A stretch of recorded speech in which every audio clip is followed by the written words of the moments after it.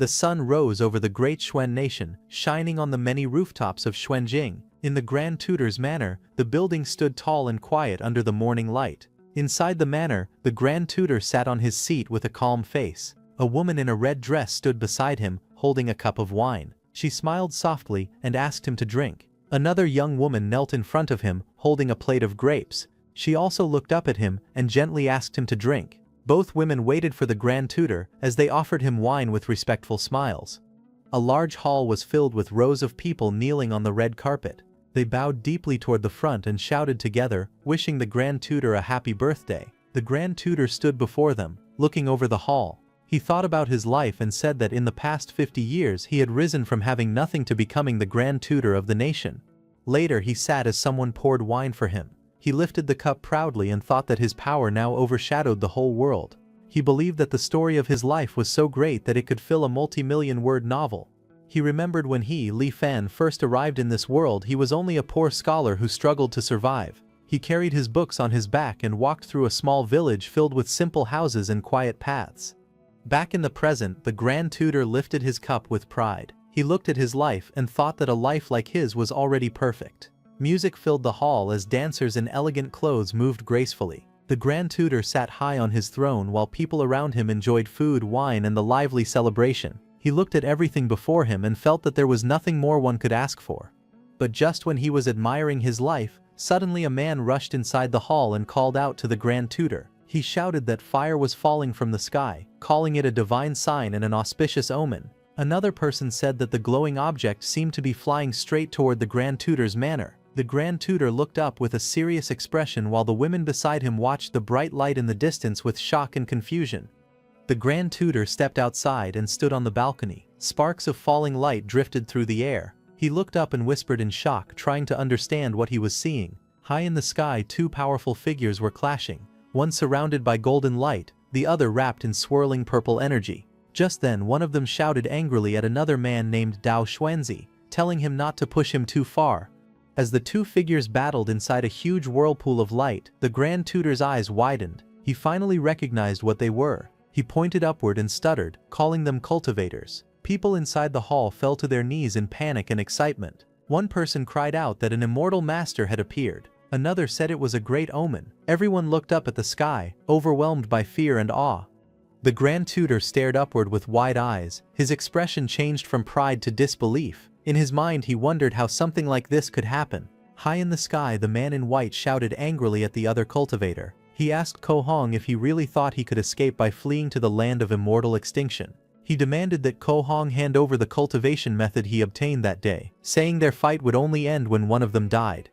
Ko Hong, surrounded by golden flames, shouted back. He said it was ridiculous to ask for the method. He explained that he had been stuck at the foundation establishment stage for nearly 100 years because he lacked a core formation method. He clenched his fists and continued. His lifespan was almost over, and he was close to turning to dust. Now that he had finally obtained a core formation method, he said there was no way he would ever hand it over to someone else.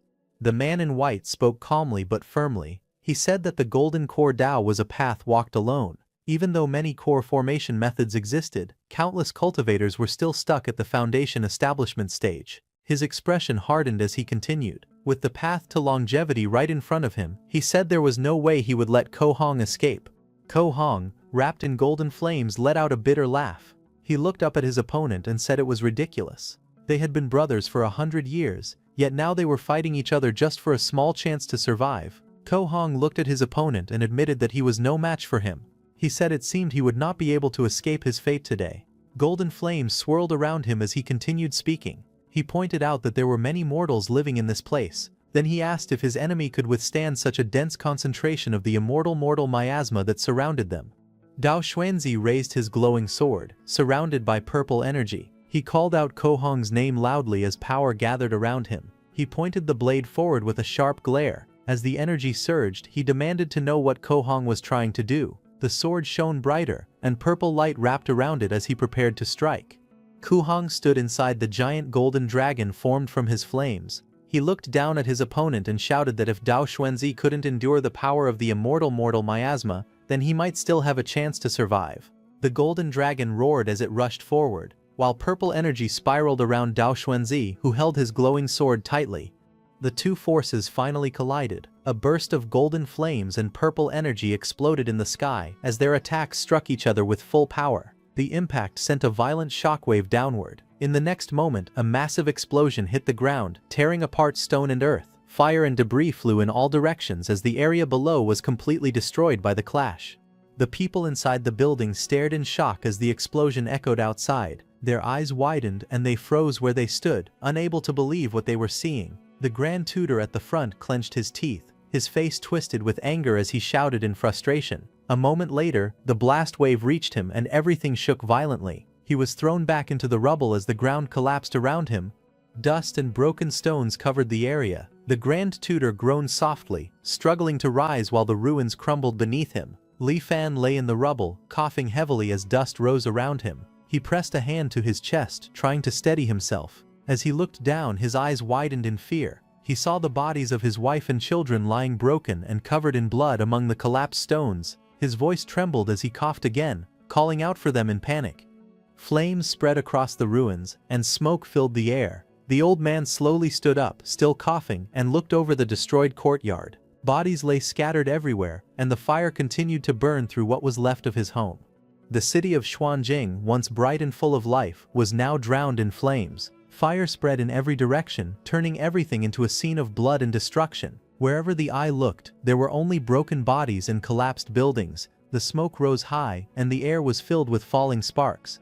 Li Fan stood in the middle of the ruins, staring at the burning remains of his home. After such a disaster, he knew almost no one had survived. Not even 1 out of 100 citizens was likely left alive. He sank to the ground, holding his injured body as the flames reflected in his eyes. He said that all of this, every part of this tragedy, was caused by the 2 cultivators who suddenly appeared.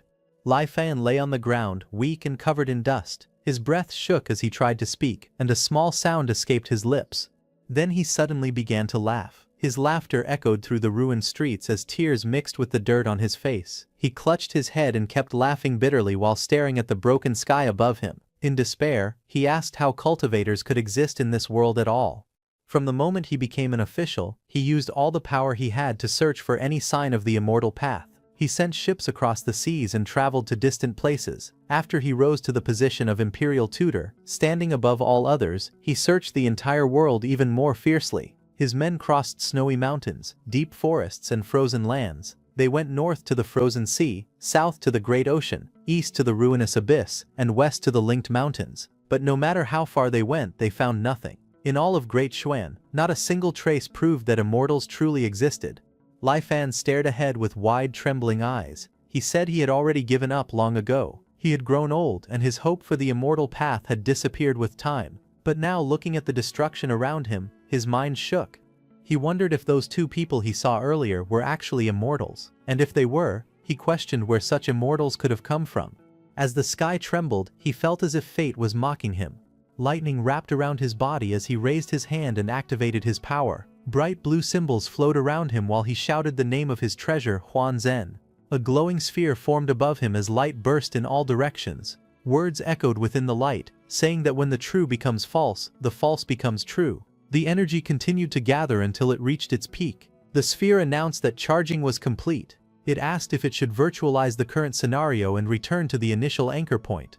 Li Fan then explained what Huan Zhen truly was. He said it was the name he had given to his unique treasure. Its purpose was to turn truth into illusion and reality into virtuality. It could take everything he had experienced and convert it into a simulated world, letting him return to a chosen moment, specifically, the moment he first transmigrated into this world. In fact, this was already his second life since transmigrating into the Great Xuan Nation. In his first life, even though he had big dreams, he was just an ordinary man. He wanted to become the top scholar, but he failed the exams again and again. After turning 30, he finally gave up on becoming an official and opened a small business instead. His life slowly became peaceful. He worked hard, earned money, and eventually became a wealthy family head. He got married, had children, and lived an ordinary but happy life. Years passed, and he grew old. It was only when he was on his deathbed that his unique treasure, Huan Zhen, awakened for the first time. That awakening became the reason for his unstoppable rise in his second life. After the Huan Zhen system finished charging, it gave him the ability to restart his life and return to a chosen point to begin again. But he also said he couldn't restart yet. There were still important things he needed to finish in this life. A few days later, inside the tent, Li Fan sat at his desk, writing commands on a long scroll. His expression was calm but serious. A guard stood beside him waiting for orders. Li Fan told the guard to send out his command. He ordered the garrison camp outside the city to rush to Xuanjing and maintain order after the disaster. The guard bowed and answered respectfully. Most of Xuanjing's buildings had been destroyed. He planned that once his trusted garrison camp took control of the city, they could speed up the rebuilding after the disaster. More importantly, he could stay in the barracks, oversee the cleanup, and quietly send people to search for the two mysterious cultivators. 1 month later, the ruined city slowly began to show signs of life again. Streets that were once empty started filling with people. Several months later, Xuanjing finally began to recover a proper sense of normal life, as if the disaster had only been a distant memory. Just then, a hooded man knelt on the floor and gave his report to Li Fan. He said there was still no news about the two cultivators. Li Fan, now standing with his back turned, listened quietly. His expression remained calm, but he muttered that he shouldn't have gotten his hopes up about this. He looked up at the light above him. He thought that he had nothing left to hold on to in this life. He raised his hand and called out the name of his treasure, Huanzhen. Bright blue light burst out from his chest and wrapped around him. Glowing symbols fell from the air like rain. A voice asked if he wanted to virtualize the current situation and return to the initial breakpoint. He stood in the center of the glowing circle, surrounded by shimmering light, and gave his answer in a calm voice. As the bright blue light started feeding him, Li Fan's body became younger and younger. Countless memories floated around him in glowing panels as he slowly descended through the light. He looked at the scenes around him and softly spoke the names of the two cultivators, Dao Shanzi and Ko Hong. Then he raised his hand. His voice was calm as he said that in 50 years he would still be waiting for them in Xuanjing. He ordered Huanzhen to restart his life and return to the first year of the breakpoint. The glowing voice answered that it understood. His body dissolved into blue light and fell into a swirling vortex. As he disappeared into the spiral, he made a final vow. He said that riches and honor meant nothing to him. In the next life, he would hunt the immortals. After that, he returned to the first anchor year. He became so excited that he behaved strangely, and his aunt almost forced him to drink exorcism water from the village witch. Half a year later, he took the provincial exam. Even though his ranking was low and he placed somewhere in the 30s, he still became a jurin, bringing honor to his family. In Anchor Year 2, he took the metropolitan exam and passed. He performed very well in the palace exam, earning the second rank and receiving the title of Jinshi. He then used connections in Shanjing and managed to obtain the position of county magistrate of Wen County in Jiangnan. In Anchor Year 3, he started building his own trusted inner circle. He later succeeded in producing a batch of explosives and matchlock rifles. In Anchor Year 5, refugees gathered to rebel against Prince Langya's manor. He led troops to rescue them and saved Prince Langya's family. Prince Langya became very grateful to him. By Anchor Year 6, he was promoted to the prefect of Zhonghui Prefecture and married the daughter of the Vice Minister of Rights. In Anchor Year 7, his wife gave birth to a son. In Anchor Year 10, Princess Langya also gave birth to a son. He personally went to congratulate her and brought a carefully prepared gift. By Anchor Year 15, the emperor passed away. Prince Langya inherited the throne and changed the era name to Xuanjing. Emperor Xuanjing summoned him to the capital, promoted him to Vice Minister of War, and ordered him to lead troops to suppress rebellions. In Anchor Year 18, he defeated the rebel armies. Emperor Xuanjing then took back his military authority, promoted him to Minister of War, and appointed him as the Grand Tutor to the Crown Prince.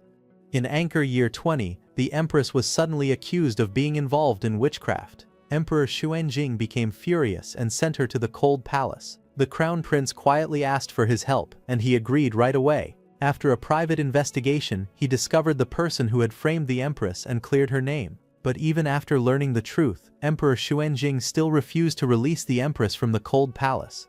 By Anchor Year 25, he received secret news that someone had reported him for secretly visiting the Empress in the Cold Palace. In the same year, Emperor Xuanjing was assassinated while traveling. After his death, officials brought the Empress out of the Cold Palace. The Crown Prince then took the throne, and the new era was named Kangning. By Anchor Year 26, the Grand Tutor was given even more power. He was also appointed as the Grand Scholar of the Deliberative Council, reaching the highest position in the court. He used this chance to remove his opponents and form his own faction. By Anchor Year 30, the people no longer spoke of the emperor. Everyone only knew the name of the Grand Tutor. By Anchor Year 31, the Empress Dowager became pregnant and gave birth to a son. In Anchor Year 38, Emperor Kangning died from depression. By Anchor Year 40, the Empress Dowager also died from illness. In Anchor Year 45, his wife passed away. In Anchor Year 46, his eldest son died from illness. By Anchor Year 50, two immortals descended from the ruinous abyss and destroyed Xuanjing. He barely escaped with his life. After that, the simulation came to an end. 4 choices appeared before him. 1. Keep one item he had during the simulation. 2. Keep the cultivation level he reached in the simulation. 3. Keep the simulation memories of one person close to him, allowing that person to inherit the memory. Give up all choices to speed up the charging progress. Lai Fan stood inside the glowing blue light, surrounded by falling lines of data. He wondered quietly if reality had turned into an illusion or if everything he saw was only a simulation that felt too real. He thought that maybe once a person reached a certain level, the difference between truth and illusion no longer mattered. He sighed and said that it was better to check the 4 options first. A glowing screen appeared in front of him, showing the choices he could keep from the simulation. He read through them carefully. The first option let him keep an item he had during the simulation. The second option let him keep the cultivation level he reached inside that life. He thought about it seriously. The first and second choices were easy to understand. If he ever started cultivating in the future, both options would be very useful. But sadly, in that simulated life, he had been just an ordinary mortal, so neither option would help him now. He looked at the screen again and read the third and fourth options. The third option mentioned giving the simulation memories of someone close to him to that person. He frowned and thought that no one could know what kind of problems that might cause. He then said that stability was the most important thing, so only the fourth option made sense. He continued reading calmly. His ability, Huan Zhen, needed to charge up. Whenever he faced a fatal attack, Huan Zhen would use that stored charge to protect him automatically. Because of this ability, he had survived many deadly situations in his past life. So he decided that the fourth option was the safest and most stable choice. With that thought, he chose to speed up the charging progress. A glowing screen appeared again, showing his current details. His name was listed as Li Fan. His realm was still mortal. His physical age was 20, but his total lifespan reached 86. His mental age was already 166 out of a maximum of 1056. The virtualization charge progress showed 30%. He looked at the information and thought quietly. Across 3 lives, he had already lived for 166 years in total. He remembered that in his last life, his mental age limit had just passed 900 years, but now it had grown to more than 1,000. He thought about the limits of his mind. When someone carries too many memories, their mental endurance eventually reaches a breaking point. If the burden becomes too heavy, the soul collapses. This was known as the erosion of time. But he also knew that as a person's mental strength grew, their mental age limit would rise as well. Lai Fan looked forward with calm determination. As long as he stepped onto the path of cultivation, none of these problems would trouble him anymore. He set his goal clearly. In this life, he wanted to learn the secrets of cultivation from the 2 powerful cultivators he had seen before. He also remembered something important. In 50 years those 2 would descend upon Xuanjing again. If he prepared early and made up for the weaknesses he had once suffered, he might actually have a chance to win against them. So Li Fan thought for a moment and remembered something the cultivators had mentioned. Maybe besides using guns and explosives, he could rely on that strange immortal miasma they talked about. But he also knew he could not just sit and wait for 50 years. Suddenly he remembered those 2 cultivators came from the ruinous abyss in the east. If he wanted to prepare early, he could send people down to the bottom of the abyss to investigate first. He thought about his past life and felt a cold truth. The scariest thing in life was having no goal. Back then, he would often wake up beside the Empress Dowager in the middle of the night, feeling nothing but emptiness and confusion. He had already reached the highest point a mortal could reach. There was no more room to rise, and even if he reincarnated again, it would end the same way. Power, pleasure, and luxury had repeated so many times that they no longer meant anything. Everything felt dull, like chewing tasteless wax. Lai Fan realized that if things continued like that, then someday after another reincarnation, he might have chosen to end his own life out of boredom and despair. However, he remembered the moment those 2 cultivators appeared. Their arrival opened a completely new possibility in his life. When he looked at the swirling lights of their battle, it felt as if a strange and tempting new world was calling out to him. He clenched his hand, filled with determination. He wanted to cultivate. He wanted a long life, and he believed nothing could stop him anymore.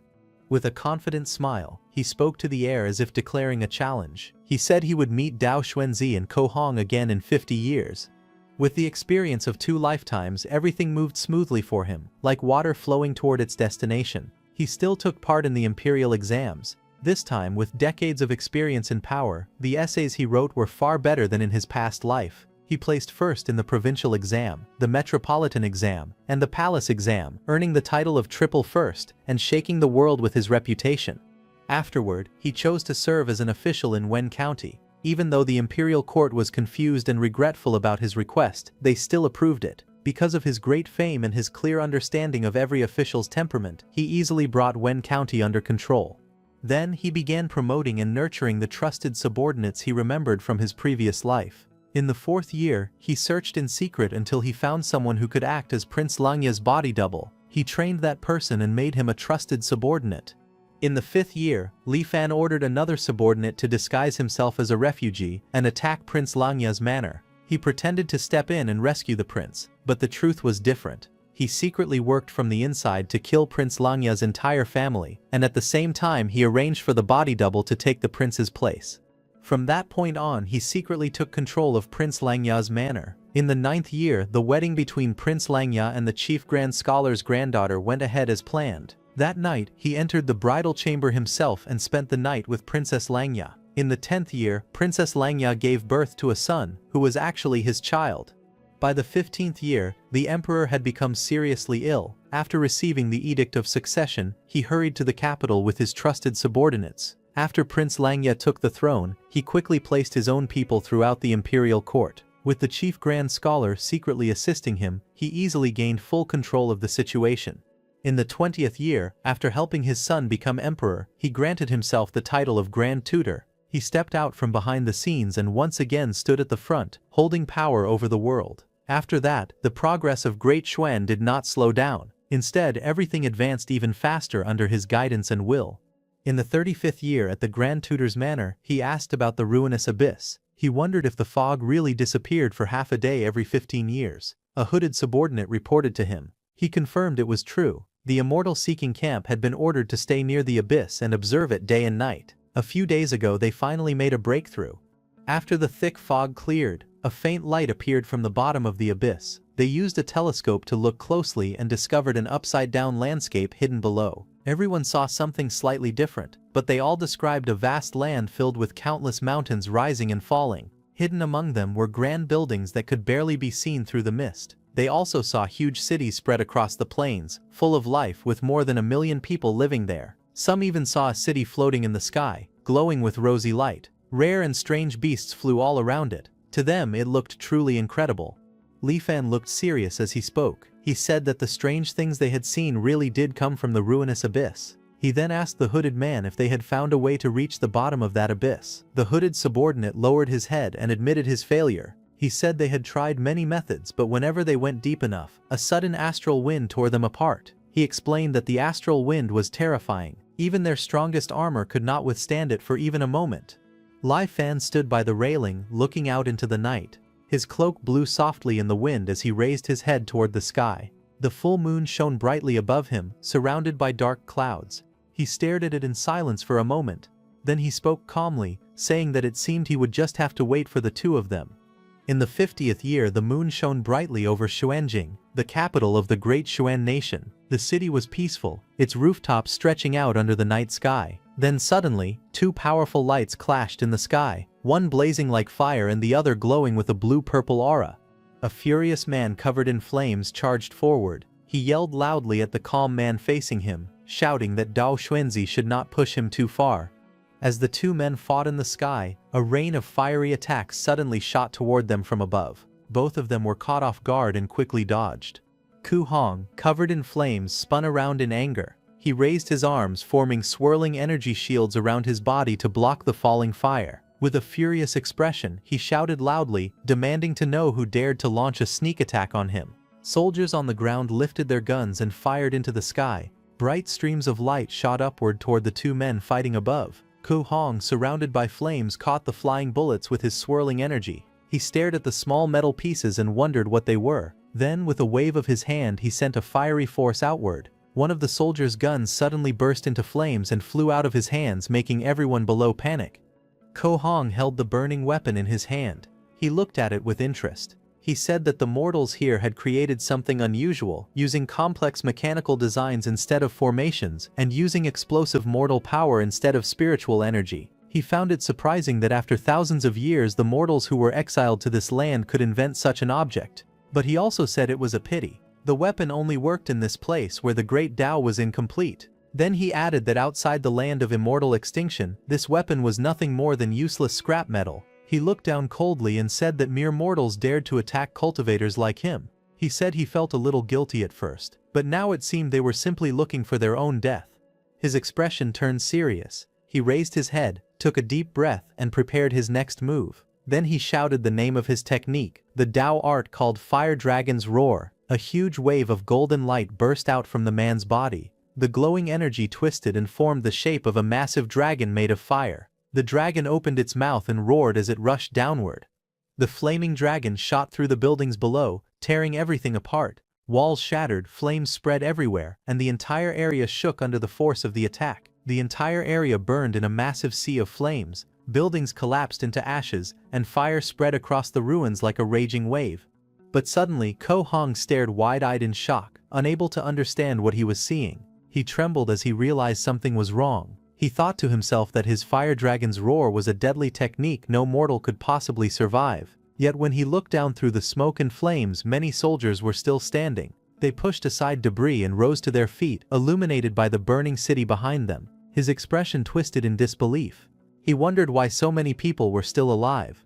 Just then, Dao Shenzi answered him. He said the hidden weapons used against them had been soaked in mortal blood. Because of that, once they were touched by the immortal mortal miasma, their Tao arts became weaker. He looked at the blood-stained bullets floating around his hand. He said they had been ambushed the moment they arrived, and the enemy had even used the immortal mortal miasma. It showed the enemy had come fully prepared. He then looked around at the strange place below them and said it was too bizarre and they shouldn't stay here for long. After finding this, both of them rose higher into the sky. Dao Shenzi told Ko Hong to move, and they both prepared to leave. However, before they could leave, a loud voice echoed from above, calling out to Dao Shenzi and Ko Hong. The voice warned them that if they escaped now, the news of them obtaining a core formation method would spread across the entire cultivation world by tomorrow. Upon hearing this, both of them flew forward in shock. Dao Shenzi looked confused and angry, thinking that only the two of them knew about getting the core formation method, so it shouldn't have been possible for the news to leak. Ko Hong also looked tense. He asked who could have revealed it. As they were thinking, a sudden attack shot toward them from below. Ko Hong glared at the attack and yelled angrily, flames bursting around him as he shouted that someone was seeking death. He raised his arm ready to counter, but Dao Shenzi's expression changed sharply. He shouted that something was wrong and told Ko Hong to dodge quickly. But before they could react, more red streaks continued to rise, closing in on them fast and exploding around them in mid-air, creating massive blasts of red smoke and light. The force pushed them back as the explosions filled the sky. Below, the ruined city burned, while a heavy rain of red droplets fell from above, covering the ground. When the smoke cleared, a group of armored soldiers stood in a circle on the blood-stained floor. At the center of the circle lay both Ko Hong and Dao Shenzi, surrounded by soldiers. One of the soldiers pointed his weapon forward and announced that their Grand Tutor had given an order. He said that if the two cultivators surrendered, their lives would be spared. Dao Shenzi knelt on the ground, covered in blood. He let out a faint laugh and looked at a glowing ring on his hand. Flames wrapped around the ring as he stared at it with trembling eyes. Ko Hong, lying weakly on the ground, leaned toward him. He told him to take his storage ring. With his last breath, he told him to go. Above the burning ruins, a giant golden dragon formed in the sky, its entire body glowing like fire. The dragon twisted and roared as flames swirled around it. The fiery dragon slowly changed shape, turning into a swirling trail of golden light. The light wrapped itself around a wooden branch that floated upward, surrounded by glowing leaves. Bright light filled the sky, and words appeared beside the branch. The text described Ko Hong, who had trained for 205 years. It said he formed his Tao foundation using the mystical object called the Dragon Branch. But in the land of immortal extinction, thousands of mortals surrounded him, and he was injured by the immortal mortal miasma. The words explained that he lost all his cultivation, and his life was now close to ending. Now his body had died, and his Tao had vanished, returning to the heavens. His blood-stained body stood tall for a moment, as if held up by the last trace of will, before falling lifeless. Not far away, Dao Xuanzi knelt on the ground, covered in wounds. Behind him, flames burned through the ruins while soldiers aimed their weapons at him. One soldier spoke respectfully, saying their grand tutor had no intention of fighting him to the death. The soldier added that if Dao Xuanzi stopped resisting, the grand tutor promised to spare his life. Far away, Li Fan stood on a rocky cliff, watching the burning battlefield below. Flames surrounded the area where Dao Xuanzi was cornered. Li Fan looked toward the sky and thought to himself that when Ko Hong died moments ago, he seemed to hear a strange voice from above. Li Fan then lowered his gaze. He thought that the meaning of the voice no longer mattered because hunting immortals in this lifetime was already hopeless. He let out a cold breath and admitted that he never expected the immortal mortal miasma to be so deadly to cultivators.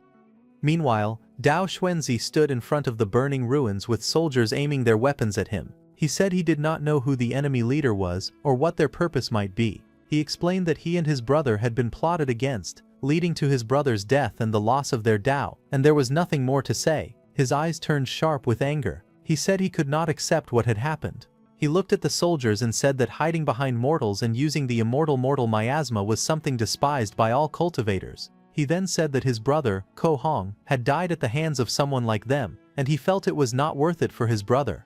Dao Xuanzi lifted himself into the air. He said that everyone had already seen his brother's foundation establishment mystical object. Then he rose higher, floating above the soldiers, and told them to look at his own. His body shone with a faint blue glow as he stood in the sky. He raised one hand toward the heavens and declared that with the wonders of heaven and earth he would build his Tao foundation. Just then, a giant, stone-like blade hung high in the sky as the clouds swirled around it. Dao Xuanzi floated below and said that his Tao foundation was named Dao Shen. He continued speaking from above, saying he had a sword and invited everyone to look at it. In the next moment, a burst of bright purple and white light exploded outward. A massive force shot toward the ground like a falling sword, cutting through everything in its path as the sky lit up with blinding energy. Seeing this, Li Fan quickly activated his artifact, Huan Zhen, and the scene faded into darkness. Just then, a message appeared in front of him saying that the simulation had ended. Li Fan opened his eyes inside the glowing formation. Blue light wrapped around him as he struggled to catch his breath. He wondered if this was what a peak foundation establishment cultivator was like. He thought that without the immortal mortal miasma, even if he reincarnated 100 times and used countless tricks, it still wouldn't be enough to threaten someone of that level. A memory of Ko Hong's body appeared before him. He stared at it and admitted he didn't expect the immortal mortal miasma to directly destroy Ko Hong's body and erase his Tao. He then thought about how Ko Hong and Dao Xuanzi had called each other brother of 100 years. At first he believed it was only a figure of speech, but now he realized their bond had been far deeper than he imagined.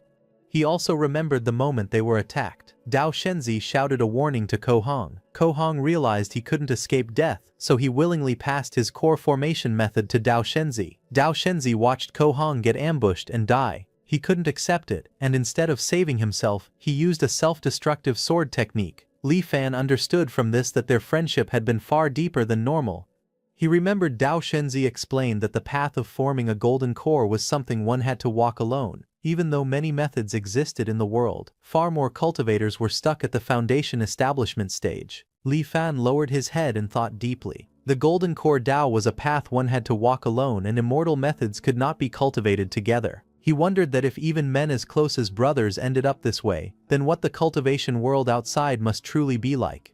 He then straightened up, determination filling his eyes. He said to himself that no matter how dangerous the path ahead was, he would not waver. With Huan Zhen's help, and as long as he was careful, no challenge should be able to stop him. He remembered how last time he had attacked both of them at once. This time, he thought he might try winning one of them over instead.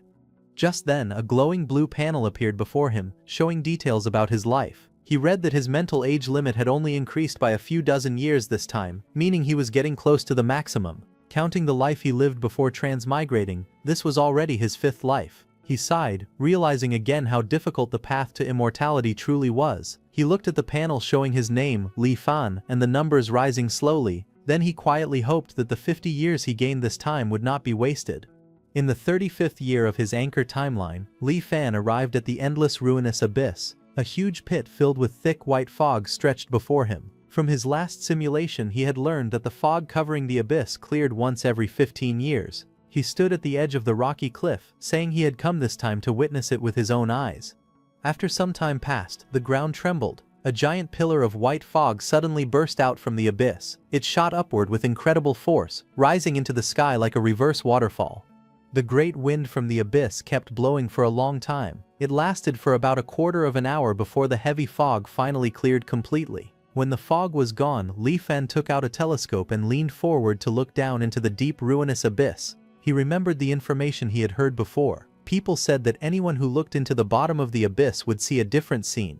Through the telescope he stared into the darkness. Slowly, the bottom of the abyss came into view. What he saw was shocking. A ruined land filled with collapsed buildings and broken structures. In the center, glowing red words were written on the stone wall. "The immortal Tao is dead." His face turned pale as he lowered the telescope. He wondered what could have happened here. He thought to himself that if the immortal Tao was truly dead, then something terrible must have happened to the entire cultivation world. In the 15th anchor year, in Xuanjing City, the same scene repeated again. Both Ko Hong and Dao Xuanzi appeared again in Xuanjing City. Ko Hong glared upward and shouted angrily that Dao Xuanzi had gone too far. Dao Xuanzi rushed toward him with a powerful punch, the wind whipping around them as they clashed above the rooftops.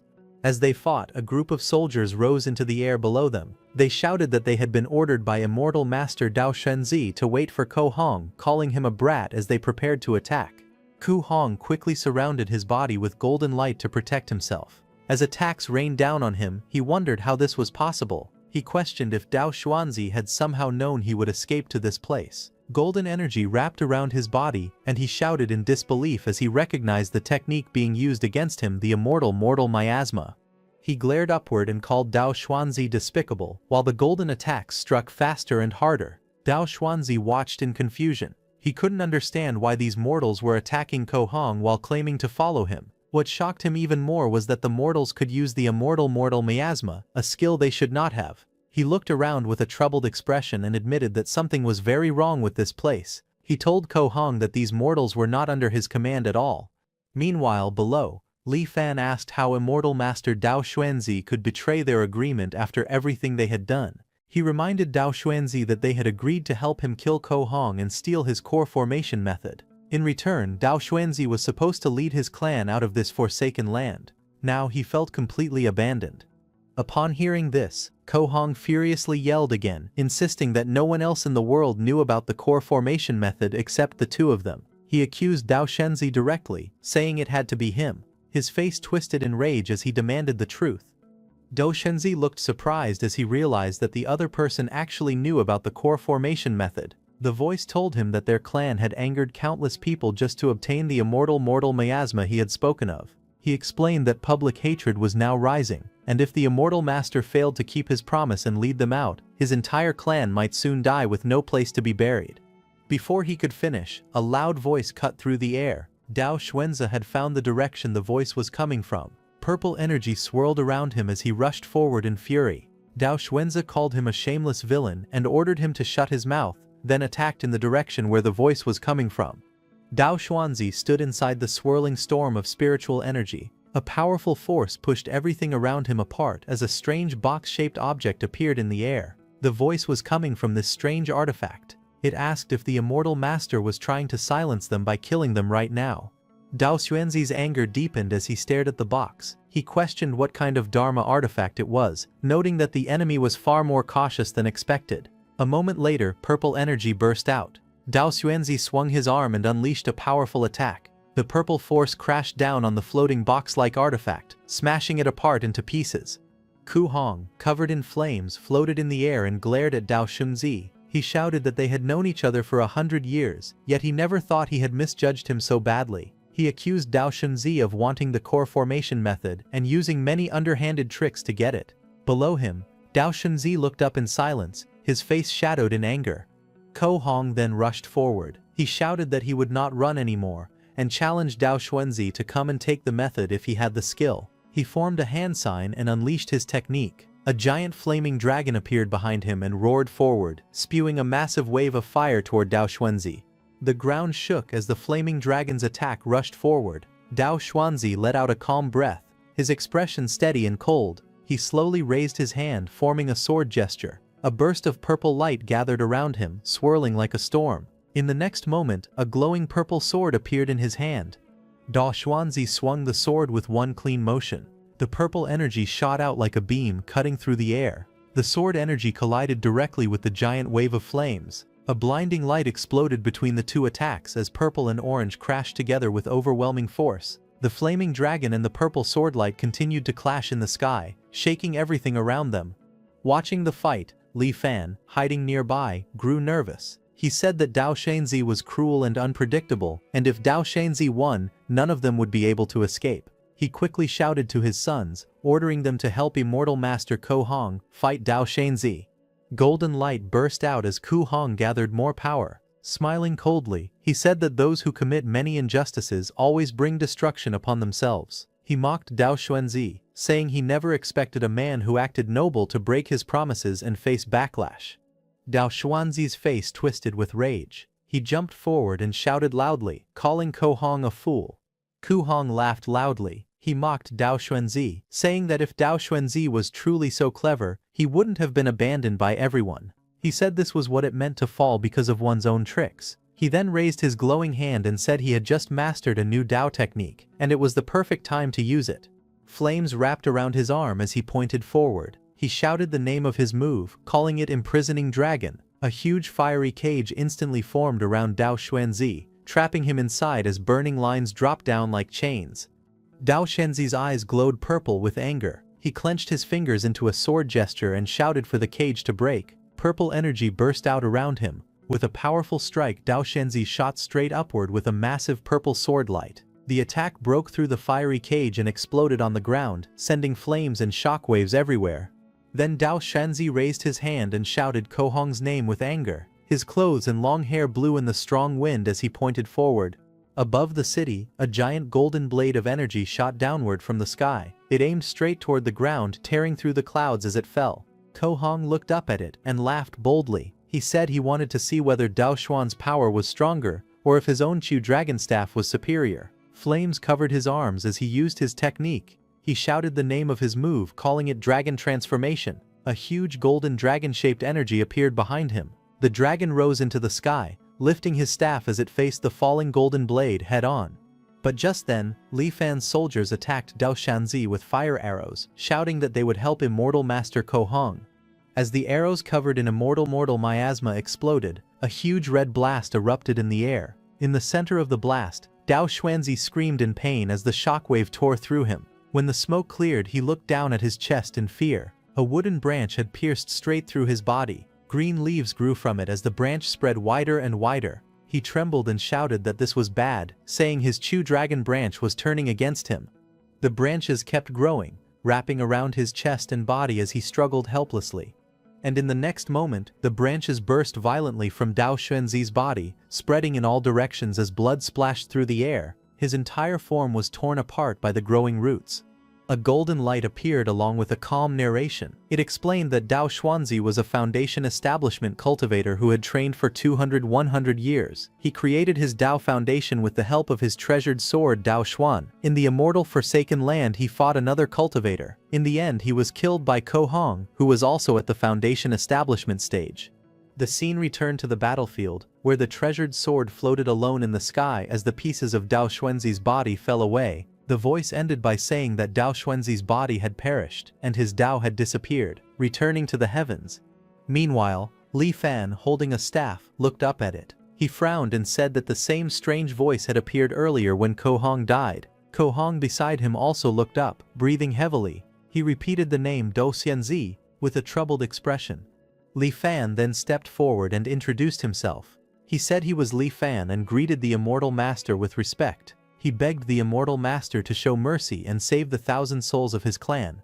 Ku Hong stared down at him. He said that Li Fan was the one whose voice had echoed from all directions earlier. He looked annoyed and said that a mere mortal like Li Fan dared to interfere in a battle between cultivators.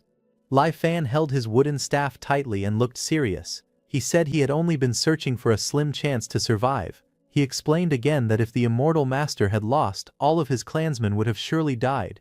Ko Hong looked at him and repeated his words. He said that in a harsh world, everyone struggles for even a tiny chance to live. He then mentioned that Dao Xuanzi, the immortal master, had once promised him something. Ku Hong told Li Fan that for 100 years Dao Xuanzi always looked like a man who kept his word. But in truth, Dao Xuanzi acted without principles and even lied to mortals. He then explained that the Great Immortal Severing Formation was extremely dangerous. He said that even cultivators struggled to escape from it, and if it already took so much effort for them, it would be impossible to bring mortals out safely. Li Fan's eyes widened in shock. He asked if the cultivator also didn't know any way to leave this place. Sweat ran down his face as he waited for an answer. Ko Hong crossed his arms and firmly said that was correct. Li Fan fell silent for a moment. Then he said this was not a good place to talk, and asked the immortal master to follow him. They moved into an underground shelter and sat at a small table. Li Fan faced the cultivator and asked again with a serious expression. He wanted to confirm whether what the immortal master said earlier about being unable to take mortals out of this immortal forsaken land was truly the truth. The cultivator looked at Li Fan and spoke firmly. He said that Li Fan was just a mortal, so there was no reason for him to lie. He explained that maybe a golden core cultivator could protect mortals while breaking through the Great Immortal Severing Formation, but for someone at the Foundation establishment stage it was completely impossible. Li Fan's face grew tense. He asked if that meant there was no hope for mortals to ever leave this world. The cultivator raised his voice and explained again. To leave the immortal forsaken land, one had to pass through the Immortal Severing Formation. With the weak body of a mortal, it was absolutely impossible to cross it. He looked at Li Fan and continued speaking bluntly. He said Li Fan was already so old that he had one foot in the grave, so why was he still so desperate to leave? Then he mocked him, asking why he could not just enjoy being a local emperor in this place. Li Fan sat at the table and asked a serious question. He wondered if his descendants in the future could cultivate to the Foundation establishment realm like the Immortal Master. If they could reach that level, he asked if it would be possible for them to leave this land. The cultivator laughed loudly as soon as he heard this. He said there wasn't even a trace of spiritual energy in this place, so cultivation was impossible. He explained that mortals here were covered in miasma, and immortals and mortals were forever separated. In such conditions, how could anyone cultivate the path of immortality? The cultivator then leaned back and spoke more clearly. He advised Li Fan to give up on this idea. He said that if mortals wanted to cultivate, they first had to go to the outside world to rebuild their bodies and remove the miasma from them. Without doing that, even if the great Tao to immortality was placed right in front of them, they would only be able to look at it but never touch it. Li Fan trembled with shock. He said that immortals and mortals were eternally separated, then asked again if the cultivator truly meant there was no way for mortals to leave this place. The cultivator answered calmly that there really was no way. Hearing this, Li Fan lowered his head. He said that if the immortal master had no more instructions, he would take his leave. With slow steps he turned around and began walking out of the underground shelter. The cultivator watched him go, surprised as Li Fan disappeared through a crack in the stone wall. Then the gate of the shelter started closing. Red mist suddenly filled the tunnel, and the cultivator breathed it in by accident. His eyes widened as he staggered back and shouted in shock. He realized it was the immortal mortal miasma and tried to speak, but his voice cracked as the poison spread through his body. Li Fan walked forward calmly while the cultivator screamed in pain. The red light spilled from the cracks in the stone as the cultivator fell to the ground, his body twisting under the miasma's effect. Li Fan stepped out of the shadows. His expression was cold as he looked down at the suffering cultivator. He said that since immortals and mortals could never coexist, a mortal like him could never fully trust the cultivator's words.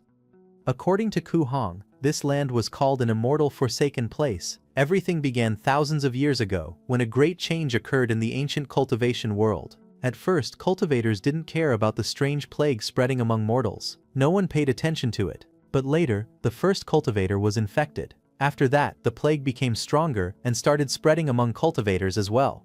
The plague used spiritual energy as its carrier. Because cultivators relied on spiritual energy to survive, the sickness quickly spread through the spiritual energy of heaven and earth, reaching every corner of the cultivation world. For cultivators who caught this plague, the outcome was terrible. In mild cases, their cultivation base weakened and their realm dropped. In severe cases, they lost all their cultivation overnight and became no different from mortals. Soon after, their bodies would die and their Tao would disappear, returning to the heavens.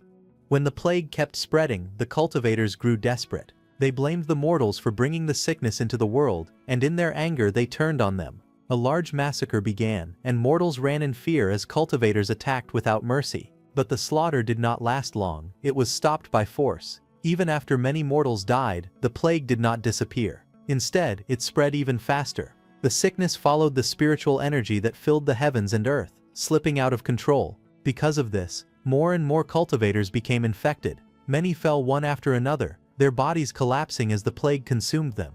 The cultivators refused to sit and wait for death. Some of them began researching ways to resist the plague and find a cure. At the same time, another group proposed a drastic solution known as the Great Migration Plan. Under this plan, all mortals would be banished from the cultivation world. They would be sent to nearby lesser worlds and broken grotto heavens where no spiritual energy existed. After sending them away, the cultivators planned to use spell formations to seal those places forever. This way, the mortals would never be able to return. After the Great Migration, there were no mortals left in the cultivation world. But not every child born to cultivators had the talent to cultivate. Because of this, new mortals slowly appeared again over time. Inside the bodies of these mortals, a faint trace of the plague still remained. Since the plague was extremely harmful to immortal cultivation, the descendants of mortals who wished to cultivate had to remove this plague from their bodies before they could begin training. As years passed, the plague became closely tied to the difference between mortals and immortals. People began calling it the immortal mortal miasma. Li Fan read the old record in his hands. It said that long ago, to stop cultivators from the immortal sects from becoming corrupt, the ancestors banished the original mortals to distant places. Over time, these places became known among mortals as the immortal Forsaken Lands. As he lowered the paper, scenes of the past flashed around him, cultivators dying and fighting in those dangerous lands. He then said that no one truly knew how many immortal Forsaken Lands existed. Even fewer cultivators were willing to take the huge risk of entering such places. Meeting two people who came from there was already a rare stroke of luck. Li Fan stood deep in thought as scenes from his past flashed across the shattered space around him. He recalled the struggles he had witnessed and the cultivators he had met. He reminded himself that, as a mortal, his lifespan was limited. Even if he could simulate countless lifetimes in his mind, everything still had to happen within the short years he had left. He looked down at his own hands and acknowledged that he had already reached 70 years of age. His body's natural limit was 86. That meant only 16 years remained. Within those 16 years, he understood that the chance of ever encountering another cultivator again was almost non-existent. Li Fan walked through the grand hall with a troubled expression. He wondered if he was truly destined to live as a mortal again and again, repeating the same limited life for countless lifetimes. He thought about the 300 long years he had waited, filled with hope and bitterness. After all that time, he could not accept such an ending. He questioned if there was truly no other path. The thought struck him suddenly, and his eyes widened in shock. He whispered to himself in disbelief, refusing to accept his fate. Li Fan stood tall, leaning on his staff as he looked down at Ko Hong on the ground. He asked how the mortals from the Great Migration had ended up in the immortal Forsaken Land. Ko Hong lifted his head with a strained smile. His body was covered in wounds and heavy chains pinned him to the ground. He mocked Li Fan, asking if he still hadn't given up. Then he spoke again with a cold tone. He said that even if Li Fan somehow escaped, what difference would it make? At 70 years old, he questioned whether Li Fan still planned to chase after immortal cultivation. Li Fan leaned forward, staring at the chained warrior with sharp eyes. He asked him calmly if, now that his cultivation base was completely destroyed, he could even resume cultivating if he returned to the cultivation world. Ko Hong was shocked. His eyes widened as he let out a stunned gasp. Li Fan then looked down at him with a firm expression. He said that if the man could help him find a way back to the cultivation world, he might take him along when the moment arrived. Ko Hong suddenly burst out in anger. His face twisted with rage and he shouted at Li Fan, calling him a treacherous villain and accusing him of trying to trick him again. However, Li Fan did not react to the outburst. Instead, he spoke calmly. He said that whether his words were true or false, they still held a small glimmer of hope. He then asked Ko Hong if he was really willing to give up this chance, if he was ready to stay in this tiny place, grow old and die here without fighting for survival. Hearing this, Ko Hong fell silent, unable to give an immediate answer. He lowered his head and spoke in a calmer voice. He said that, if he remembered correctly, the mortals back then were moved using Dharma artifacts, things like flying arcs or flying shuttles. His words shifted to a memory of the past. He explained that in ancient times the cultivation world was full of people, and many powerful sects ruled the land. Everything was prosperous, and the transportation-type Dharma artifacts were very common. He then said it was a pity that a great disaster later struck heaven and earth. After that, cultivators feared for their own lives and stopped working together. The flying arcs and shuttles slowly disappeared and were rarely seen again. Li Fan listened carefully and then asked if the great disaster the man mentioned was the strange plague that once spread across heaven and earth. Ko Hong lowered his head and explained. He said that although the immortal mortal miasma was strange, it was not strong enough to destroy cultivators on its own. The real reason it spread so wildly was because most cultivators in the world had already died in a huge calamity. He said that the path to forming a golden core had only one true Tao, no matter how many methods existed in the world. Because of this, countless cultivators were stuck at the foundation establishment stage and could not advance further. Le Fan looked up at the ancient characters carved into the stone wall. As he stared, he murmured to himself in shock. He wondered if the great calamity of heaven and earth was connected to this truth. A sudden thought struck him. Maybe immortal techniques could not be cultivated by more than one person at the same time.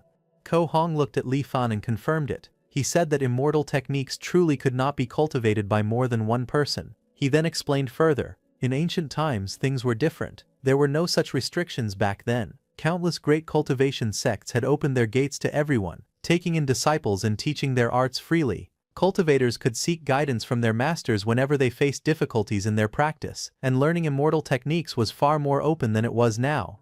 In the past, disciples could spar with each other and exchange insights freely. Many people practiced the same cultivation methods together, and the whole cultivation world was full of life and energy. But then everything changed. One day, the efficiency of everyone's cultivation suddenly dropped. A cultivator practicing the 9-yang armor scripture felt something strange in his heart. He sensed the exact number of people in the entire cultivation world who were cultivating the same technique as him. As time went on, cultivators made a frightening discovery. The more people who practiced the same method at the same time, the weaker the cultivation efficiency became for everyone using that method. Countless cultivators soon found themselves unable to improve at all. Their cultivation stopped completely. As their lifespans neared their end, the killing intent in their hearts could no longer be suppressed. Chaos broke out everywhere. Masters and disciples, as well as martial brothers and sisters who once trained side by side, suddenly became mortal enemies. A great calamity swept across the entire cultivation world. Anyone who practiced the same cultivation method saw each other as obstacles on their path to the Tao, and every meeting turned into a fight to the death. Even rogue cultivators who tried to hide in deep mountains and secret realms were found. There was no escape. Ku Hong explained the reason. Cultivators practicing the same method could sense each other's location, making it impossible to run or hide. Li Fan asked how people cultivated now, since immortal techniques could no longer be practiced by more than one person. He also wanted to know what the cultivation world had become in the present day. Ku Hong slowly explained the situation. He said that in the current cultivation world, anyone who wished to cultivate had only a few choices. One of those choices was to join the Myriad Immortals Alliance, a loose group formed by many different cultivators. In the Myriad Immortals Alliance, cultivators could earn contribution points. These points could be gained by taking missions, completing tasks, or trading with others. With those points, cultivators could exchange for cultivation methods and different resources inside the alliance. Then he talked about the second choice. He said the second option was to join the Five Elders Council, an organization created by 5 extremely powerful figures whose influence covered the entire cultivation world. He explained that anyone with the talent to cultivate could freely join the Five Elders Council and select a cultivation method. But there was a price. Those who joined had to sign a soul contract and serve the council for a period of time. Li Fan asked why. From the chained man's explanation, it sounded like cultivation methods were not very rare in the current world. Ko Hong smiled bitterly and explained the truth. He said that all the cultivation methods available today were incomplete. They were newly created by the major powers over many years, and the strongest they could reach was only the peak of qi condensation. He explained further. There were fragments for each stage: qi condensation, foundation establishment, and golden core. Each fragment allowed a cultivator to rise only to the peak of that realm. To go any higher and create a Tao foundation, a cultivator had to abandon their old technique and switch to a completely new cultivation method. The same rule applied to every realm above foundation establishment. Li Fan frowned and repeated the idea. If cultivators had to switch to a new method every time they broke through a realm, then all the effort they spent before would be wasted. He felt this was unreasonable. Ko Hong quickly explained the solution. He said that everyone who cultivates must practice a fragment of the supreme primordial true scripture. He told the old man that this scripture was not a cultivation method, but a special secret technique. Its purpose was simple: it allowed a cultivator to disperse their cultivation without suffering heavy losses. A small comparison appeared in his mind. Before learning the scripture, dispersing one's cultivation would cause serious injuries, but after cultivating the scripture, the dispersal became easy and harmless. He said that once a cultivator dispersed their realm, they could switch to a new method, and because of the scripture, they could quickly regain their original level again. Li Fan looked shocked. He said it was unbelievable that such a miraculous method existed, but then he frowned again. He felt that the scripture fragment had appeared at a very convenient time. Only with this fragment could cultivators around the world be willing to constantly switch their cultivation methods. Ko Hong sighed. He said there was nothing anyone could do about it, because a true cultivation method was extremely rare. He then revealed something important. Dao Shunzi had died without ever knowing the real reason he was chased. Ko Hong explained that he didn't run away simply because the stolen method was a core formation method. The real reason was that the technique he took was a genuine, complete method, one that could directly lead someone into the nascent soul realm. Li Fan gripped his staff tightly. His eyes widened as he repeated the words in shock. He muttered to himself, saying nascent soul, a true method, as the weight of the revelation sank in. After that, Ko Hong explained some basic facts about the cultivation world, such as how a cultivator's death could create celestial signs in the sky if their realm was high enough. Once he finished, he went back to the main topic. Ko Hong then shared a rumor he had heard long ago. He said that for thousands of years, mortals from the immortal Forsaken Lands had been secretly entering the cultivation world again. But he admitted that this was only gossip. It was nothing more than random street rumors, with no real proof behind them. Li Fan spoke firmly. He said that rumors always came from somewhere, and sometimes they were the truth. He added that as long as there was even the smallest bit of hope, he would never give up. Ko Hong looked at him tiredly. He muttered in frustration, wondering how an old man who was already so close to death could still be this stubborn and restless. Li Fan made his offer calmly. He said that if the chained man helped him find the path back to the cultivation world, he would set him free and even take him along. He also promised to return everything that belonged to him in Dao Xuanzi. Then Li Fan's expression grew fierce. With burning eyes, he added that this included the nascent soul true method. Ko Hong stared in shock. He raised his voice and asked if the old man was really serious. Li Fan calmly answered that he was. Hearing this, Ko Hong gritted his teeth, his eyes burning with determination. He finally agreed and shouted that if that was the case, he would give everything he had to help. With Ko Hong's help, Li Fan began gathering historical books and records from every corner of the world. He searched through countless writings trying to find any clues about the Great Migration era hidden within ancient fragments. At the same time, he ordered the army to dig up ancient tombs on a massive scale, hoping to uncover any trace or hint that could lead him forward. The people complained, and officials sent reports criticizing him every day, but he ignored them all and suppressed every objection by force. 16 years passed, but Li Fan still found nothing. He stood alone in the dark underground chamber, thinking about how little time he had left. Too many years had gone by since the Great Migration era, and his remaining lifespan was far too short. He sighed as he walked forward. He knew his end was near, yet all his searching had brought him no results. His body had grown extremely weak. It trembled like a small candle shaking in the wind, ready to go out at any moment. Li Fan looked at the storage ring on his finger. Before his life ended, he wanted to check what items were still inside it. Blue energy swirled around his weak hand as he activated the ring. A golden scroll floated out. It was the Thousand Mysteries Jade Cosmos, Golden Chapter, a cultivation method for the nascent soul realm. The scroll showed that the number of cultivators practicing it was 0. Li Fan stared up at it. He sighed softly, thinking about how tragic it was. Even though he possessed such a priceless technique, he was still just a mortal without divine sense. It felt like sitting on a mountain of treasure without the ability to enjoy any of it. Next, a rusted sword appeared. It was Dao Xuan's sword. He remembered Ko Hong's words: after a cultivator died, their foundation establishment wondrous item would lose its power as the cultivator's body and Dao faded. He looked closely at the sword. Suddenly, a notification appeared in front of him. A bright blue message announced, "Rechargeable item discovered. Rusted sword Dao Xuan damaged. Proceed with recharge." Li Fan's eyes widened in shock as the glowing option hovered before him. Li Fan stood in the dark stone room and looked at the glowing screen in front of him. The screen said that a rechargeable item had been found. It was a rusted sword named Dao Shan. and it asked if he wanted to recharge it. Li Fan answered with a calm voice and said yes. The sword then appeared in a bright blue light. Blue fragments surrounded it as the charging began. A message showed that the anchor charge progress was at 1% and his current anchor points were 1. Li Fan then looked at the new information appearing beside him. The message explained that when the anchor charge reached 100%, a second anchor point would be unlocked. He thought about it and realized that in the future, everything would become virtual. When he chose to return, he would be able to restart from any anchor point. Li Fan imagined the first anchor point and the second anchor point on the timeline. He looked serious as he understood the meaning of it. He said that if a second anchor point could really be unlocked, it would make things much more convenient for him. Li Fan held his staff tightly and looked ahead with a serious face. He thought that wondrous items were rare, but the cultivation world was endless and vast. He believed there must be an endless stream of treasures out there. He then lowered his head slightly and continued thinking. He said that as long as he could leave this immortal forsaken land and escape the shackles around him, everything would change. Li Fan checked the glowing ring floating beside him. He realized that other than a few normal spirit stones, there was nothing valuable inside it. The empty result made him sigh. He slowly stepped back and looked at the ground. He then said it was time to end this life.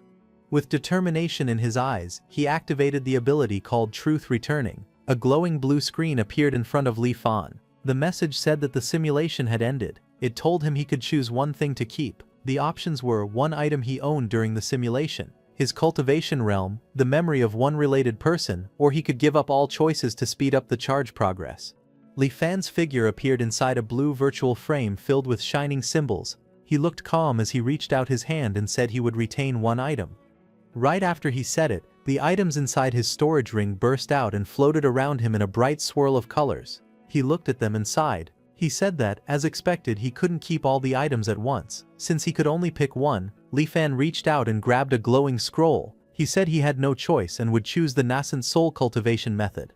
A blue screen appeared in front of him, showing his details. It displayed his name, Li Fan, and showed that he was still immortal. It also showed his physical age and mental age, along with the current anchor charge progress. The screen then listed the bound item, Thousand Mysteries Jade Cosmos Golden Chapter. Li Fan stared at the glowing scroll in his hand. He asked in shock if binding it meant the cultivation method would now permanently exist inside Truth Returning. Li Fan lowered his head with a small smile. He looked at the scroll in his hand and thought that this opened many more possibilities for planning. Images from his past life appeared in his mind. He remembered how he once ordered a large-scale excavation of ancient tombs to search for a path to the cultivation world. That decision had shocked the entire nation. Even though he controlled the imperial court firmly back then, it still caused huge opposition. Li Fan held the scroll close and thought to himself. He said that if the court had tried something like that from the beginning, the whole operation would have collapsed immediately. His expression then turned sharp. A cold glow flashed in his eyes. He said that if he began planning from this moment, 20 years later, it might actually be possible to change the mindset of the entire world. Time passed and Li Fan's sixth life began. With his quiet influence working in the background, many small changes slowly appeared in the world. In the 5th year of the Anchor timeline, a group called the Ancient Seeking School appeared out of nowhere. They brought several ancient books to the capital and presented them before the emperor. The books were beautifully made, and unlike anything seen in the world before, their quality shocked the entire nation. People gathered to read the newly revealed texts. The ancient books were titled Change, Way and Virtue, Southern Flower, the Anicaps, the Great Learning, and others. In the 6th Anchor year, the emperor suddenly became very sick. He lay in his bed, unable to move, and all the imperial physicians were helpless. None of them knew how to save him. At that moment, the Ancient Seeking School stepped forward. They offered an elixir to the emperor. With no other choice and already close to death, the emperor drank it. Soon after, everyone was shocked. The elixir worked like a miracle. In just a few days, the emperor regained his strength and made a complete recovery. After the emperor recovered, time continued forward. In the 11th Anchor year, the Jianghuai prefecture uncovered a huge tomb-robbing case. More than 100 tomb robbers were caught and marched away in chains. The prefect of Jianghuai, Li Fan, did not dare make the decision on his own. He wrote a memorial, sent it to Xuanjing City through the rapid 800 Li express route, and waited for the emperor's judgment. A whole month passed before the imperial decree arrived. The emperor decided that the robbers would not be executed. Instead, they were to be enslaved and sent to the capital.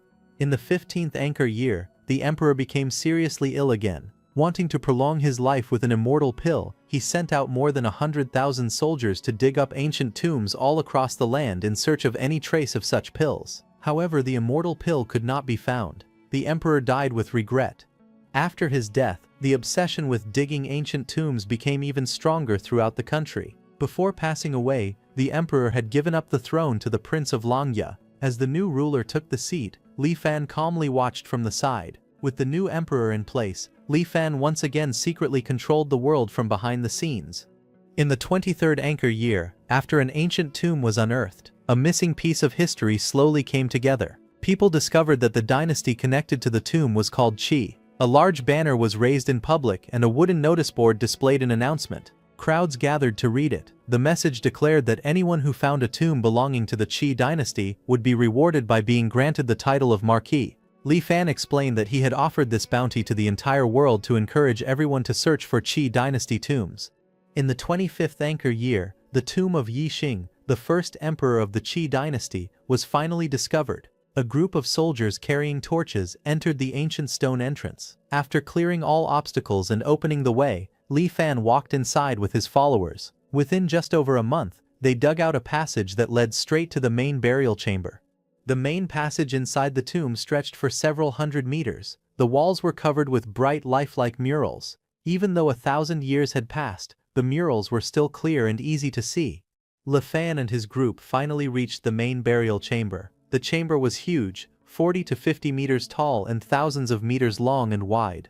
Above them, the ceiling looked like a night sky filled with stars. Tens of thousands of glowing pearls were embedded across it, forming patterns like constellations. Before them, tall mountain peaks rose up one after another, all covered in a thick sea of clouds. The clouds stayed perfectly still, as if frozen in time. Even after thousands of years, the mist inside the chamber had never faded or drifted away. Invisible paths linked the mountain peaks together, allowing Li Fan and the soldiers to walk through the clouds. As they stepped forward, everyone looked around in amazement. Li Fan quietly muttered that these were truly the methods of an immortal. At the highest peak, they found a simple thatched hut. The fields around it were dry and empty, but as they moved closer, they realized something surprising. The thatched roof was not made of straw at all. It was woven from countless thin golden threads. Li Fan stood before the hut and told two soldiers to open the door. The soldiers answered loudly and moved forward with their torches. As Li Fan watched the hut closely, he thought that this simple thatched hut was actually Yi Xing's coffin. The soldiers pushed the door open, and the group stepped inside. Dust and cobwebs covered the room, and Li Fan entered with a serious expression. When he looked ahead, his eyes widened in surprise. Inside the hut, they found an old wooden memorial tablet. On it, the words were written clearly, "Tomb of Yi Xing, outer disciple of the Taihang sect." Li Fan looked at the memorial tablet and thought that although Yi Xing once joined a sect called the Taihang sect, he never became anything more than an outer disciple. He never stepped onto the path of immortality. In the end, he was exiled to this remote place by the cultivators. Li Fan continued thinking as he stroked his beard. Even after his death, Yi Xing still wrote himself not as an emperor, but as an outer disciple of the Taihang sect. According to Ko Hong, all the sects in the world should have been destroyed during the Great Calamity before the Great Migration era. That meant something did not add up. Li Fan realized there must be a hidden story behind all of this. Li Fan looked and thought carefully that Yi Xing was probably entrusted by the cultivators of the Taihang sect to oversee the Great Migration of the world. He wondered aloud if they would be able to find the flying ark that was used during that migration. Later, the main burial chamber was searched, but nothing useful was found. So Li Fan ordered the ancient seeking camp to excavate the surrounding area instead. Several days passed before news finally reached him. A messenger knelt and reported to Li Fan that the ancient seeking camp had discovered a record mentioning the words flying ark. It was written in the list of burial goods from a nearby attendant tomb chamber. Li Fan listened to the report with wide eyes. He was told that the tomb chamber had been robbed long ago, and the signs of damage showed that the robbery happened more than 1,000 years earlier. Hearing this, Li Fan clenched his fists in frustration. He muttered that it was happening again. He turned away angrily, trembling with irritation. A moment later, he exploded in rage, shouting that it was the same situation once more. He smashed the furniture beside him as his anger burst out. Li Fan yelled that every time he found a small chance of hope, it always slipped away. To him it felt like chasing flowers in a mirror, or the moon reflected in water, something he could see but never touch. Li Fan stood among the broken furniture, breathing heavily after his outburst. Scrolls and wooden pieces were scattered across the floor, and the messenger beside him stayed kneeling in fear. Li Fan then lifted his head, his expression turning sharp and determined. His eyes shone with a cold blue light. As he spoke in a fierce voice, he declared that a new reward would be announced to the entire world. Anyone who could find clues related to the immortal arc would be granted the title of Marquis over 1,000 households. By anchor year 35, a messenger rushed into the hall and knelt on the floor. Li Fan looked down from the steps in surprise when he heard the report. The messenger said they might have found the tomb of an immortal. He explained that a few days earlier, a group had been excavating an ordinary-looking grave, but suddenly, a mysterious force burst out from inside. Many people were badly injured, and several died on the spot. Because of this, the ancient seeking camp reacted immediately. They sent their most experienced men to investigate during the night. But even with all their skills and experience, none of them could disturb the tomb in the slightest. It resisted every attempt, as if protected by an unseen power. Li Fan listened to the report and made his decision instantly. His expression turned cold and he ordered his men to bring the immortal miasma to open the tomb immediately. Moments later, 2 hooded men carried heavy buckets toward the sealed tomb entrance. As soon as they threw the miasma onto the stone doors, the strange barrier surrounding the tomb began to weaken. Blood-red marks spread across the ground, and cracks slowly appeared on the ancient stone. The barrier finally shattered with a loud sound, breaking apart like glass. The tomb entrance was exposed once more.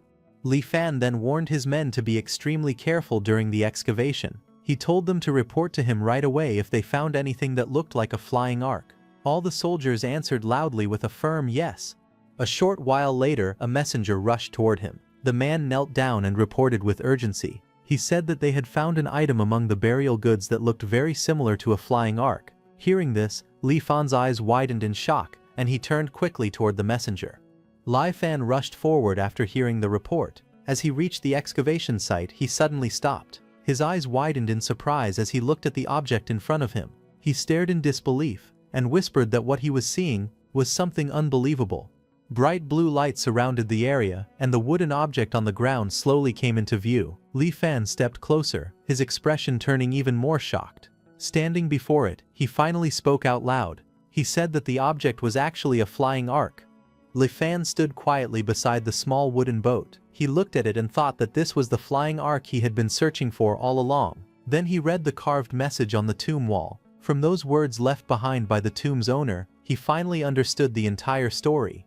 The message explained that the tomb belonged to a man named Chan Hong, a cultivator at the Foundation establishment stage. More than 3,000 years ago, Chan Hong was hunted by his enemies. With no place left to run, he escaped into this land abandoned by immortals. In this place, there was no spiritual energy at all. Chan Hong had very few spirit stones with him, and they were used up quickly. Without spirit stones to restore his strength, his cultivation weakened day after day. Chan Hong guessed that when mortals were exiled to this land thousands of years ago, they might have left behind 1 or 2 flying arks. With this hope, he searched everywhere. He spent many decades investigating until he finally discovered the tomb of a man named Yi Xing. Inside that tomb, he really found a flying ark. But to his disappointment, the core power formation inside the ark was already broken. No matter how he checked it, the damage was too serious. He also didn't know anything about artifact refinement, so he had no way to fix it. Realizing he could never repair the ark or leave the immortal forsaken land, Chan Hong eventually abandoned the idea of escaping. Li Fan read the final message carved on the wall. The message said that anyone from a later generation who found the tomb could take one of the 4 cultivation treasures inside as thanks for cleaning the grave. These were the last words left behind by Qian Xuan. Li Fan looked at the message and understood why the tomb's owner was so sure a cultivator would eventually discover the place. The spell formation outside had protected the tomb for thousands of years. He then stepped forward and said they should see what was left behind. A stone slab lit up, revealing glowing words. It said, "Mystical object of heaven and earth, halting stelly fragment." Li Fan stared at it in surprise. He said that the stone was actually a mystical object of heaven and earth. He examined it closely and realized this was the very object that had been guarding the tomb. But when he tried to use his powers, nothing happened. He explained that he had used a large amount of immortal miasma to force his way inside earlier, yet this halting stelly fragment still showed no reaction.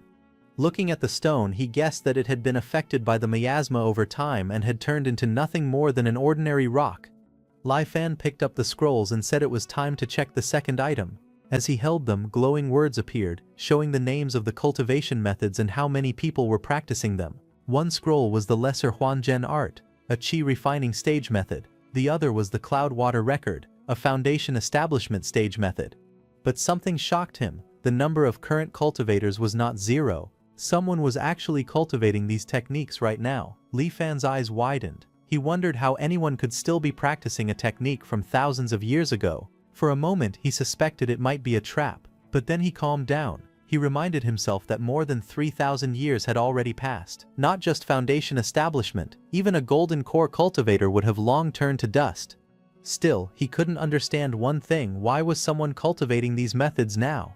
Li Fan looked closely at the scrolls in his hands. As he thought about the strange situation, his expression turned serious. He wondered if these cultivation methods might have a master copy somewhere. He remembered that after the Great Calamity, many cultivation techniques were gathered and rewritten by powerful groups like the Myriad Immortals Alliance and the Five Elders Council. Because of that, there was always a master copy of each method. He imagined how the scrolls must have been passed down through many owners across thousands of years. Whenever a major power found a technique that no one was practicing, they would bring it out again for someone to redeem and learn. Thinking about this long chain of exchange, Li Fan sighed heavily. He placed the scrolls down and muttered that the system was corrupt, so corrupt. Li Fan picked up the third item and announced that it was the Taihang Arc. He explained that this arc had passed through countless hands for thousands of years, and now it had finally reached him. A glowing description appeared, showing that the Taihang Arc was once used by the Taihang sect to move mortals, but its internal spell formation was damaged. Li Fan's eyes lit up with excitement. After waiting for so many years, he felt that his wish was finally coming true. Even though the arc was broken, he didn't look worried. He said that Chanhong couldn't repair it, and he also couldn't fix it himself. But he added with confidence that there was someone out there who could repair the Taihang Arc. Just like that, 50 years passed, and that day finally came when those two cultivators arrived above Xuanjing City, and a fierce battle took place high above the city. Ko Hong shouted angrily at Dao Shanzi, telling him not to push him too far. Dao Shanzi floated calmly in the air, looking down at Ko Hong. He asked if Ko Hong really thought he could escape punishment just by running to this immortal forsaken land. Dao Shanzi demanded that Ko Hong hand over the cultivation method he had obtained that day, or else he would take action himself. As the two of them argued in the sky, another voice suddenly cut in. Someone shouted, asking if a mere core formation method was really worth fighting to the death. Ko Hong and Dao Shanzi both turned in shock, their faces tense. Ko Hong shouted and demanded to know who dared to speak so arrogantly. Li Fan smiled and asked the two of them why they didn't come down and have a proper talk. Inside the hall, Dao Xuanzi and Ko Hong sat quietly, unable to say anything. Li Fan walked in with a cheerful smile, holding up a cup of wine. He laughed loudly and invited them to relax. He then began explaining a prophecy from his ancestor.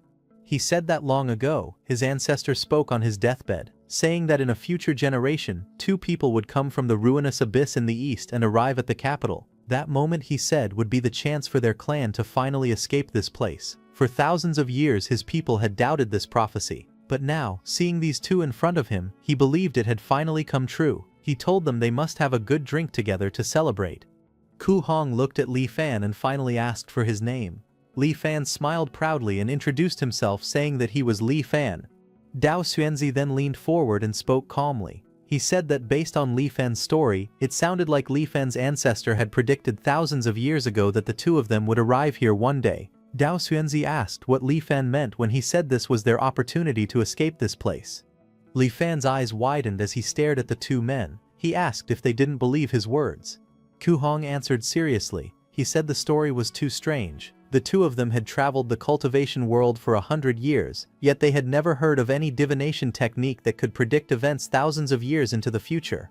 Li Fan slowly stepped forward and looked at them with a calm smile. Then he asked if they had ever heard of the Taiyan sect. Ko Hong and Dao Xuanzi looked at each other in confusion, unsure of what he meant. Ko Hong suddenly stood up in shock. He asked if Li Fan was talking about the ancient sect known for its powerful divination arts, famous all over the world. Li Fan let out a slow breath and nodded. Then he told them that his ancestor truly was a member of the Taiyan sect. Li Fan continued speaking. He explained that although his ancestor entered the Taiyan sect, he didn't like cultivating. Instead, he was completely obsessed with divination and calculation. At first, this wasn't a problem, but no one expected that a great change between heaven and earth would happen, forcing all mortals to be moved to another place. Li Fan said that his ancestor only had early qi refining cultivation. Even if he didn't want to help, no one would have forced him. But when his ancestor saw the fear among his family members, he volunteered to take responsibility for their relocation. Because of that, he stayed behind with the family in that land. Dao Xuanzi listened quietly and then asked why Li Fan had stopped the two of them earlier. Li Fan raised his hand and explained. He said no cultivator had entered this land for thousands of years, but the moment he saw the two of them today, he immediately knew they were the ones his ancestor mentioned on his deathbed, the ones who held the key to his clan's escape. Li Fan then added that he saw the two of them preparing to fight to the death over a core formation method. Because of that, he quickly stepped in to stop them. Dou Xuanzi let out a small laugh. He said they had embarrassed themselves, but explained that cultivation methods were extremely rare in the outside world. Because of that, it was normal for people to betray even close friends and kill them for a single manual. Li Fan sighed helplessly. He said he didn't expect things to be like this. As he listened to Dao Shenzi's words, Li Fan slowly realized something. Just then, he raised his hand and revealed an important truth. He said that before his ancestor died, he passed down a cultivation method that directly led to the Golden Core realm. Ku Hong stood up happily and shouted that if his brother could obtain this method, then the two of them would no longer need to fight. Dao Xuanzi reacted quickly and asked Li Fan what exactly he wanted from them. Li Fan then explained his true wish. He said his ancestor's greatest hope was to return to the Taihang sect. Before dying, his ancestor not only left behind a cultivation method but also a magic tool called the Taihang boat. He said the boat was damaged, but his ancestor used the Taiyan divination arts to predict that many years later, two cultivators would arrive here, one skilled in sword arts and the other interested in artifact refining. With their help, his descendants could repair the Taihang boat and escape this land of extinction. Dou Xuanzi became excited and said the prediction was completely correct. He explained that Ko Hong was obsessed with artifact refining, while his own greatest skill was sword arts. He then wondered if the Taihang art was really so powerful. Ku Hong also looked shocked. He said it was unbelievable that someone at just the qi refining stage could have such incredible power.